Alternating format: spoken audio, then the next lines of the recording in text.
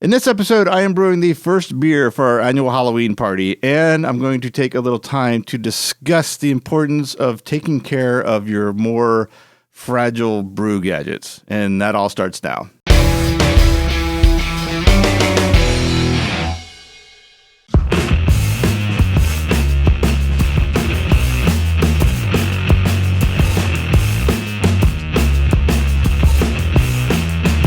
Welcome to Big Monster Brewing, the Anvil Foundry Brewing Edition. I am Matt, and like I said in the opening of this episode, I am making the first beer for what is our annual Halloween party, but hopefully not the first year of what will become an annual social distance party. That's what it's going to be this year. It's going to be social distance based. We'll talk more about that as we get to it. Hopefully this is the only year we have to do that. Time will tell, and that's a completely another discussion for someone else to figure out. That we're about brewing beer here, so let's get to it. But before I really get into the brew day, if you're a first-time visitor here to this channel, consider subscribing and hitting that notification bell, because this is not the first beer I'll be making for Halloween, and it's certainly not the last Anvil Foundry brewing video that will be coming out. In fact, there are some in various stages of production as I record this right now. So if you don't want to miss those, please subscribe and hit that notification bell. To get started, I'm going to explain a little bit about what the motivation is behind this particular style that I'm making, and then get into the style and then all the details. It is for our annual Halloween party, and our Halloween parties always involve a lot of our friends that we've made through Halloween Horror Nights in Orlando, Florida. And if you don't know what that is possibly the premier haunt attraction anywhere in the world. We invite a lot of our friends, fellow podcasters, vloggers, people we've met through the event, and it's kind of our kickoff to the season. Well, this year, the event for 2020, it's been postponed until next season. So I am focusing the 4 beers for this party, I was going to say social distance party, but no quotes needed. That's actually what it is. Around that Halloween Horror Nights community. A lot of these things are very deep cut references to Halloween Horror Nights and to, again, the Halloween Horror Nights community. And that's where this first beer starts. This first beer is Dracula themed. I'll get into the actual name and why it's named that when we get to the tasting. But with it being a Dracula theme, first thing that comes to my mind is blood. And as luck would have it, actually, I should say, as bad luck would have it, I did make a beer earlier this year for a very big benefit called Pints and Paws in Sanford, Florida. And I made this absolutely amazing amber beer that no one got to taste, because by the time it was done and packaged and kegged, and just weeks before the event, it got canceled with this entire pandemic. It's not to say the beer wasn't enjoyed by some, mainly by me. It was a full keg that I had in my house, and I would fill growlers for people in the neighborhood or friends that were willing to bring growlers over and leave them out on the stoop so we could maintain that social distancing. So I eventually ran through the keg, and I enjoyed it.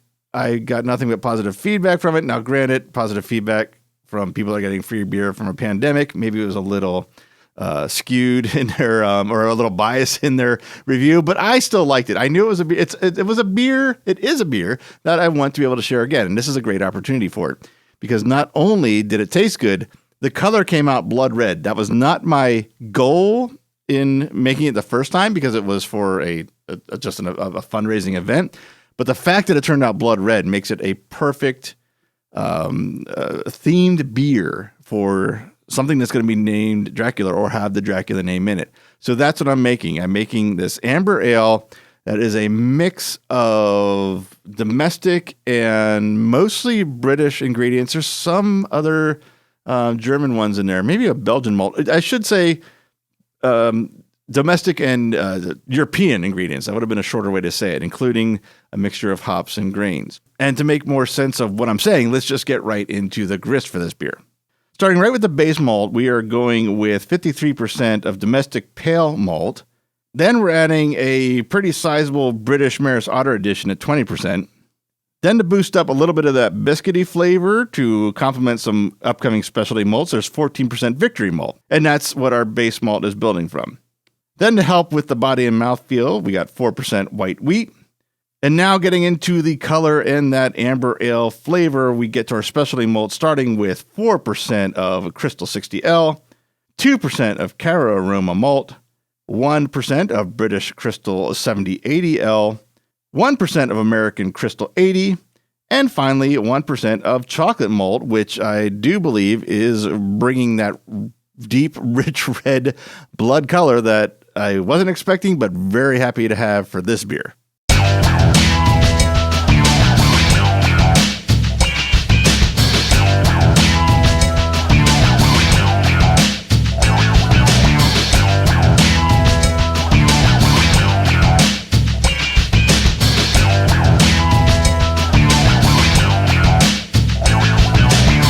This brew day is going to get us 2.5 gallons of beer from the 6.5 gallon Anvil Foundry.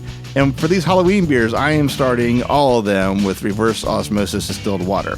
Then from that zero baseline water, I get my minerals together. And in this case, I am using the amber balance profile from Brewing water. Then I set my strike temperature for the mash at 150 degrees, get that water circulating, add the minerals so they're well dissolved in by the time we mash, wait for that temperature to hit 150, and then mash in and rest and circulate for 50 minutes. Now, with that time to wait for this mash rest, this is when I usually get my boil additions together, including my hops, and this brew day is no different. That is what I go and do. For this beer, it is all late addition hops, starting with 10 IBUs of Galena at 20 minutes and 11 IBUs of Nugget, also at 20 minutes. Then we're going to add in 4 IBUs of Cascade at 10 minutes, along with 5 IBUs of First Gold, also at 10 minutes. And of course, I have my non-hop boil additions to get ready, and that is Yeast Nutrients at 10 minutes, and just a little chunk of Whirlfloc that we'll throw in at 2 minutes. Once we hit 50 minutes in the mash, I increase the temperature to 168 degrees Fahrenheit and hold that for 10 minutes for a mash out. And once that 10 minutes is done, I lift the malt pipe basket out and start sparging with the 1 gallon of water that I have preheated to 168 degrees. While waiting for the last of that sparge water to drip through the grains, I set the Foundry into its boil mode, and then I take a pre-boil gravity. In this case, that pre-boil gravity number comes up a little short, so I make a on brew day decision to increase the boil just a little longer to 75 minutes. It was originally 60, but we're going to add 15 more minutes to try to make up for those last couple points that seem to be missing.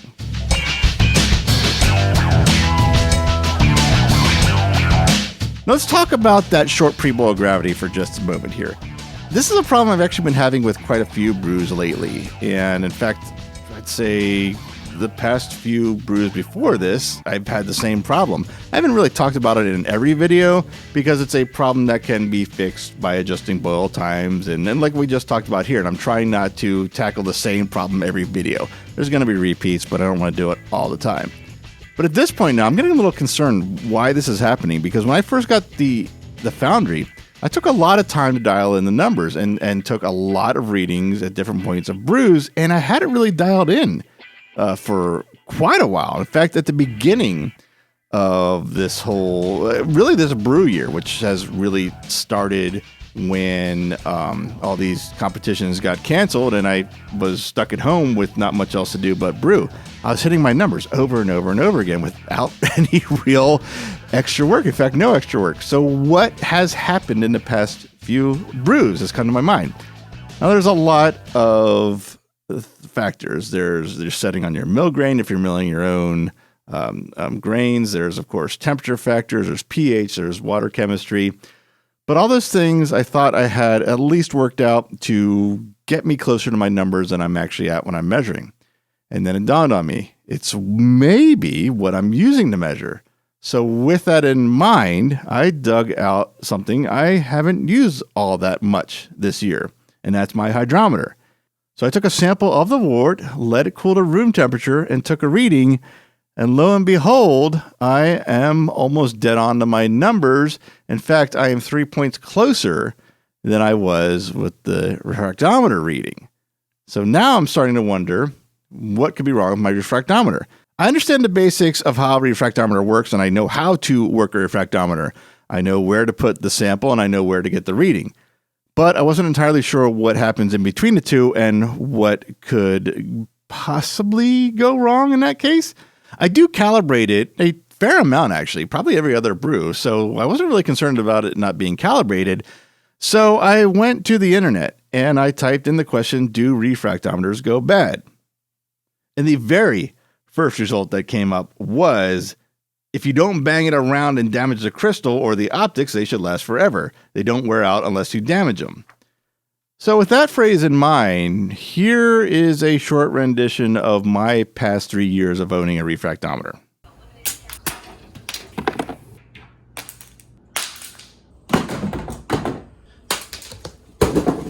So the lesson I learned here and hope to share if you need it as well is that if you have a very important piece of equipment to your brewing day and it comes with a fairly substantial case like this one did, there's probably a good reason for it, and you should use it no matter how inconvenient it is for you to put it back in its case immediately as you're using it.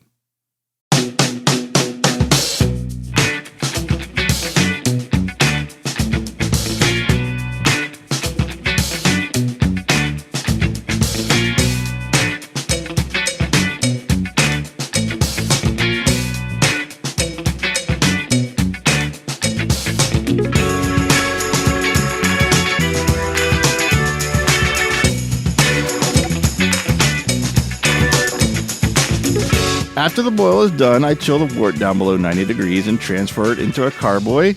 From there, I cover it and put it into the fridge until I can get it down to pitching temperature, which is 65 degrees Fahrenheit for the yeast strain 1272 American Ale 2.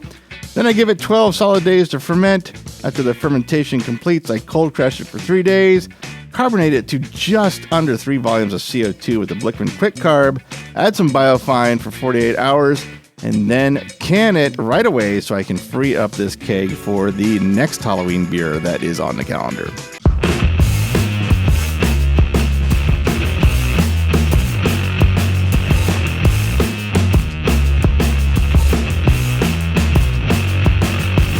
It is tasting day for Dracula Owes Me Money. And along with that, I guess it's also story time because I think I said in the beginning of the episode that I'll explain the name at the tasting. If not, I will just cut this out and you'll never see that self-posed question I made. So let's talk about the cans first, because I did start off talking about how this was part of the social distance Halloween party. So in the past, to Halloween parties, we'd serve beer out of kegs. And with it being 4 beers, we'd make a flight. And then we'd have 8-ounce glasses and people could sample whatever they wanted after that of the ones they liked, as long as the beer lasted. Since it's social distance and we need a to-go solution, I went with the 8-ounce cans available from October Design to make a double flight can. So usually the party goers come in pairs as a couple, so that they're all set.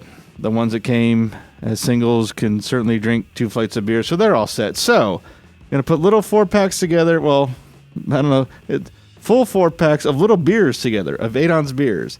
And that is where the size can has, I guess, been determined for this party. And we're going to see more of these with more of the Halloween beers and some of the other beers as well.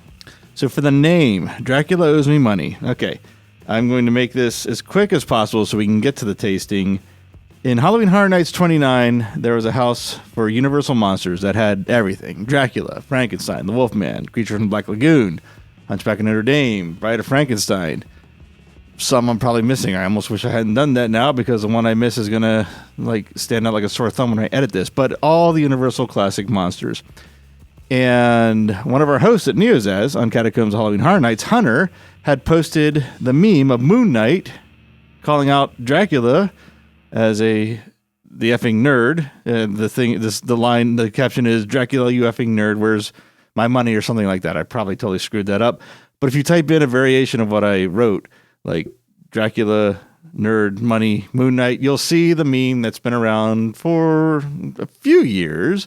I remember seeing it on comic book Facebook pages and here and there. But Hunter posted that right as we went into the house on the first night, and continued to post it and reference it throughout the event. And it it actually took off like wildfire. It was really surprising how many people also posted variations of it, posted videos of them going in to collect money.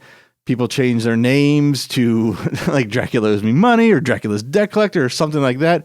I jumped in on it as well. I'd Photoshop a bunch of those ambulance chaser billboards in Orlando and put Dracula's face on it with a big check showing off how much money he has. These characters in the house got into it. One of them would, if not both of them, would do the make it rain as people screamed for money as they walk by. Turned into this whole thing. So like I explained at the beginning of the episode, these beers are going to be named after deep cuts in the fan community, starting with Hunter's Dracula Owes Me Money campaign from Halloween Horror Nights 29. All right, that's enough story talk. Let's get to the beer. First, let's crack it open. I've never cracked open a can on camera, so let's see. I'm going to lower the mic and see if we get a nice crack hiss on this without me punching the mic. I heard it. I hope the mic did. That was nice.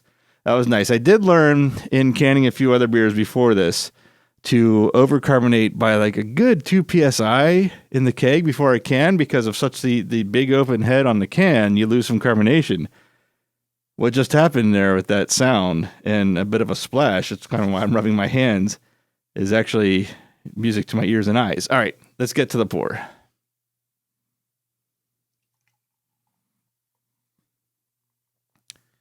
Wasn't sure how big this glass was, but I see it's at least 8 ounces. I guess that's like a 9 or 10 ounce glass. So, all right, look at that head. That was my major concern, was the head retention on this, or the carbonation, really. Not even so much the head retention, but the head on this. That is gorgeous. It is. I'm looking. I have a camera mirroring. I have a computer mirroring my camera screen. And it looks a little hazy on the screen, but to me, it looks clear. Not crystal clear. It's not lager clear, but it's clear that it's coming out on camera, which is unfortunate because it's a very nice color. But the color, which does seem to be coming up on camera, it is close to that blood red I was going for with the recipe. I made this before and it did come out blood red. I did not so much tinker with the recipe. I'm trying to see if that helps with the camera. Oh, it helps with what you see in the color, not the clarity.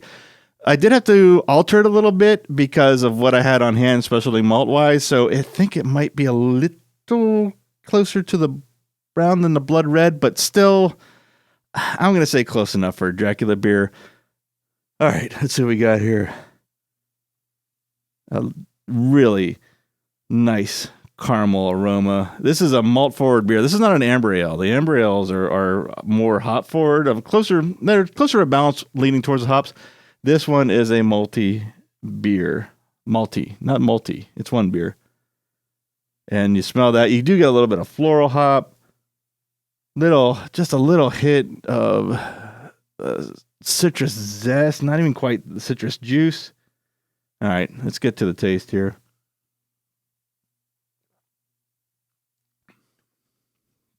And this is really damn close to what I wanted to reproduce that first time I made it.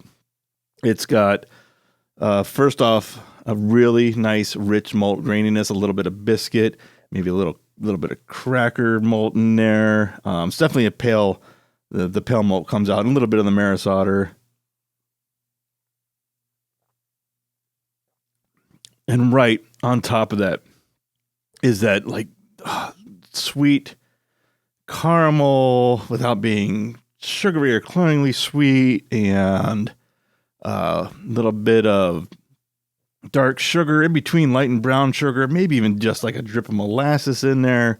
Nothing cloyingly sweet, but still very tasty, very full bodied for I guess a red ale. They're usually more medium from my experience, but this one has a full flavor. I'm not sure if it's actually full, like if you were to take it to a lab and see how big of the complex sugar survived, how full it would be, but it tastes full. There's a perception of full, I should say. And then just a hint of bitterness on that finish and aftertaste. And it doesn't linger, but it's noticeable. It doesn't grow. and then a sip of this on top of it, it starts all over again. That's one of the wonderful things about this beer that I completely discovered by accident by making a beer out of stuff I had on hand and had no other choice, is that it's one that the palate never really adjusts and drowns out. The flavors seem to come full on every time I sip a glass of this, be it 8 ounces or 16 ounces. So I'm reasonably sure that's what's happening. I'm going to try one now. It's just good. It's good. And this is just one of them dumb luck recipes. I mean, I'd love to pat myself more on the back, but I mean, I guess there's a little bit of experience that goes into it, knowing which types of malts to use, but it just came down to what I had on hand, and my God, did it work, and it worked twice. So first Halloween beer, a success. Cannot wait to share this. Can't wait to get to the others. I've actually tasted some others pre-carbonation, and I'm a little excited about those as well. So this whole project's been fun. This using all the way from recipe design to brewing to canning to tasting. And I guess on that note, first, I absolutely need to say thank you for watching. I hope I never forget to say that, because if you've taken any time to watch and especially get to this far in the video, I really appreciate you checking out what I'm doing. There's more coming. There is a really, really fun beer right behind us. In fact, I think I'm going to taste it right after this video, and that episode will be out next week.